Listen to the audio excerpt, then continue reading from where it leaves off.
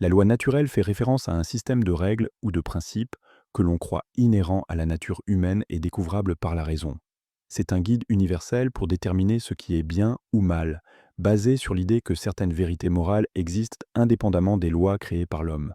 Ces principes sont souvent considérés comme immuables et applicables à tous, quelle que soit la culture ou l'époque. La loi naturelle est censée provenir du raisonnement humain sur ce qui est bon et juste, et elle met l'accent sur l'équité, l'égalité et le bien commun. L'idée de la loi naturelle a des racines profondes dans la philosophie antique, particulièrement dans les œuvres des penseurs grecs et romains. Le philosophe Aristote a jeté les premières bases du concept en suggérant que certains comportements s'alignent avec le but naturel des êtres humains. Plus tard, le philosophe romain Cicéron a développé davantage cette idée, en affirmant que la loi naturelle est universelle et éternelle, et qu'elle régit à la fois les humains et le monde naturel. Durant la période médiévale, des penseurs comme Thomas d'Aquin ont combiné la loi naturelle avec les enseignements religieux, en affirmant que la loi naturelle reflète l'ordre moral de l'univers et peut être comprise par la raison. À l'époque des Lumières, des philosophes comme John Locke ont incorporé la loi naturelle dans la théorie politique et l'ont utilisée pour défendre les droits humains et la justice. Voici quelques exemples. Un exemple de la loi naturelle en pratique est l'idée de légitime défense.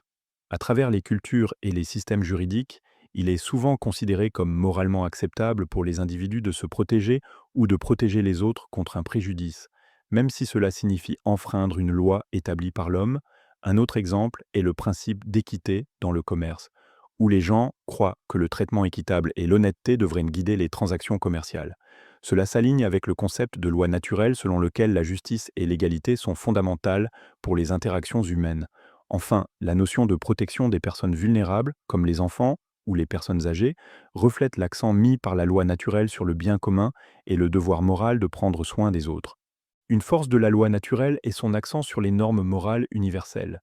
En soutenant que certains principes sont inhérents à la nature humaine, la loi naturelle fournit un cadre pour comprendre le bien et le mal qui transcendent les différences culturelles et sociétales. Cela en fait un outil puissant pour défendre la justice et les droits humains. Une autre force est sa dépendance à la raison. La loi naturelle encourage les individus à penser de manière critique et à utiliser leur capacité de raisonnement pour déterminer ce qui est éthique.